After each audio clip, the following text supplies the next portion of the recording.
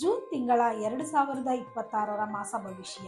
ದೊಡ್ಡ ದೊಡ್ಡ ಬದಲಾವಣೆಗಳಾಗುತ್ತಿದೆ. ಯಾವ ಯಾವ ಗ್ರಹಗಳು ಏನೇನು ಫಲಗಳನ್ನು ಕೊಡುತ್ತದೆ, ನಿಮ್ಮ ಜೀವನದಲ್ಲಿ ಏನೆಲ್ಲ ಶುಭ ಮತ್ತು ಅಶುಭ ಫಲಗಳನ್ನು ಕೊಡುತ್ತದೆ ನೋಡೋಣ ಬನ್ನಿ.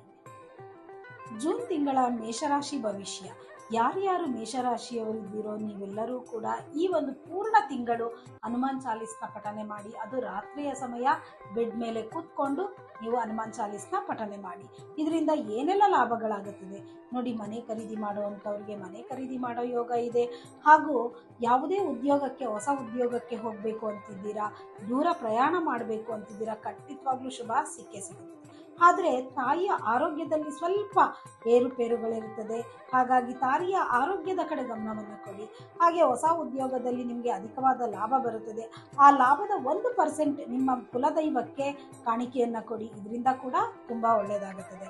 ಹಾಗೆ ವ್ಯಾಪಾರಸ್ಥರಾಗಿರ್ಬೋದು, ಉದ್ಯೋಗಸ್ಥರಾಗಿರ್ಬೋದು, ಇಬ್ಬರಿಗೂ ಕೂಡ ಈ ಒಂದು ಪೂರ್ಣ ತಿಂಗಳು ಗುರುವಿನ ಆಶೀರ್ವಾದ ತುಂಬ ಇರುತ್ತದೆ. ಆದ್ದರಿಂದ ನೀವೆಲ್ಲರೂ ಕೂಡ ಗುರುವಿನ ಮಂತ್ರವನ್ನು, ಬೀಜಾಕ್ಷರಿ ಮಂತ್ರವನ್ನು ಪಠನೆ ಮಾಡಿ.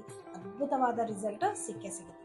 ಹಾಗೆ ಮೇಷರಾಶಿಯವರು ಕಡಲೆಕಾಳನ್ನು ಗುರುವಾರದ ದಿನ ಯಾವುದಾದರೂ ದತ್ತಾತ್ರೇಯ ದೇವಸ್ಥಾನ ಇರ್ಬೋದು, ರಾಘವೇಂದ್ರ ಸ್ವಾಮಿ ಇರ್ಬೋದು, ಸಾಯಿಬಾಬಾ ಇರ್ಬೋದು, ಅಲ್ಲಿ ಒಂದು 300 ಗ್ರಾಮ್ನಷ್ಟು ಕಡಲೆಕಾಳನ್ನು ಕೊಟ್ಟು ನಮಸ್ಕಾರ ಮಾಡ್ಕೊಂಡು ಬನ್ನಿ. ತುಂಬ ಅದ್ಭುತವಾದ ರಿಸಲ್ಟು ಸಿಗುತ್ತದೆ ಮೇಷರಾಶಿಯವರಿಗೆ.